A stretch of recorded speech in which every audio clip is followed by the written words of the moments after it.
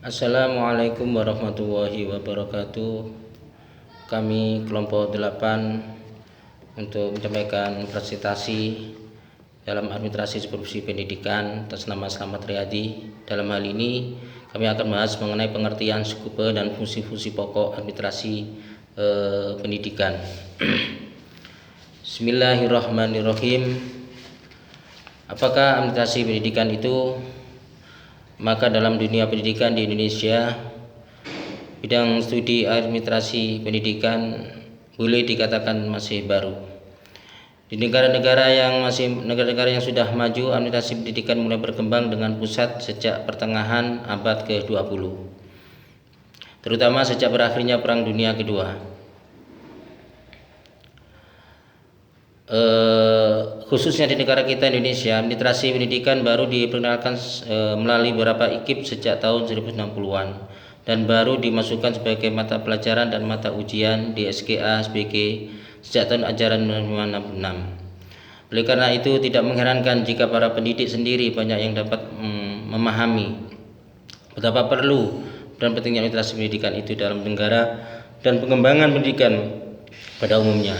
Di samping itu, administrasi pendidikan itu sendiri sebagai ilmu terus mengalami perkembangan sesuai dengan perkembangan pendidikan di negara-negara masing-masing.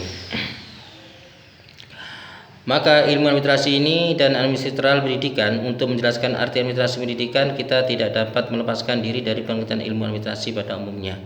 Bahkan dapat dikatakan bahwa administrasi pendidikan adalah penggunaan atau aplikasi administrasi ke dalam pendidikan. Oleh karena itu, sebelum menguraikan apa administrasi pendidikan itu, ada baiknya kita mengetahui terlebih dahulu apakah ini maksud dengan administrasi. Maka kata administrasi berasal dari kata bahasa Latin yang terdiri atas kata ad dan mistrit. Kata ad mempunyai arti yang sama dengan kata to dalam bahasa Inggris yang berarti ke atau kepada. Dan minister sama artinya dengan kata to serve atau to conduct yang berarti melayani, membantu atau mengarahkan. Maka dalam bahasa Inggris to administrate pula mengatur, memelihara, to look after dan mengarahkan.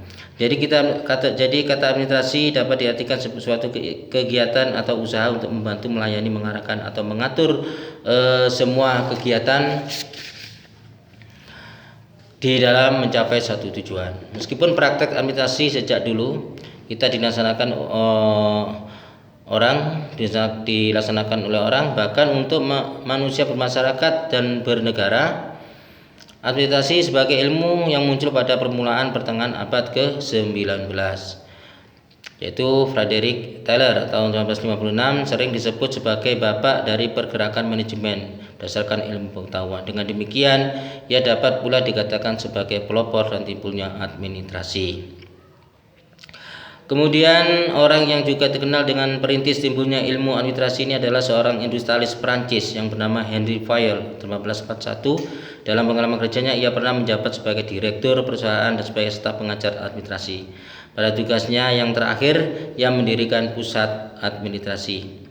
Ia mendirikan pusat pengajaran administrasi, dan itu juga berusaha agar pemerintah Prancis menaruh perhatian terhadap administrasi. Prinsip-prinsip atau fungsi-fungsi pokok dalam administrasi yang dikemukakan ialah planning, organizing, commanding, coordination, dan control. Maka prinsip-prinsip yang dikemukakan oleh Taylor dan Fayol tersebut berpengaruh dikembangkan terus oleh para ahli ilmu administrasi hingga dewasa ini. Jadi perkembangan ilmu administrasi yang pada mulanya bergerak di dalam dunia industri dan perusahaan kemudian menjalar ke dalam pemerintahan atau negara, sehingga ini menjadi mengenal adanya business administration dan governmental administration atau public administration. Sekarang kita mengenal administrasi pendidikan sebagai salah satu cabang dan ilmu administrasi pada umumnya. Para ahli pendidikan mulai menyadari bahwa meskipun prinsip-prinsip administrasi dalam berbagai lapangan memiliki kesamaan, baik dalam proses maupun tujuannya, dalam dunia pendidikan mempunyai kekhususan yang tidak dapat disamakan begitu saja dengan dunia perusahaan atau pemerintahan. Maka jika di dalam perusahaan perusahaan yang diolah adalah benda mati atau bahan-bahan mentah, Maka dalam dunia pendidikan yang diolah adalah benda-benda hidup atau anak-anak didik, demikian pula jika kita ditinjau dari tujuan perusahaan adalah memperoleh keuntungan yang besar atau menghasilkan produksi yang sebanyak-banyaknya dengan kualitas yang tinggi. Demikian pula dengan dunia pendidikan, hasil produksi yang banyak dan kualitas sehingga menjadi tujuan. Namun hasil produksi dan kualitas tinggi yang diharapkan itu berbeda sifatnya dengan hasil perusahaan. Demikian maka administrasi pendidikan sebagai suatu ilmu tidak dapat disamakan begitu saja dengan administrasi bisnis, administrasi pemerintahan ataupun administrasi militer. Maka seorang administrasi perusahaan misalnya tidak dengan sendirinya untuk tidak mengatakan tidak dapat bertindak sebagai administrasi pendidikan dengan baik dan sukses. Jadi administrasi pendidikan sebagai ilmu mempunyai karakteristik tersendiri yang berbeda dengan ilmu administrasi yang lain. Demikianlah dari presentasi saya. Maka selanjutnya saya kelompok berikutnya yaitu Habibie, kami persilakan.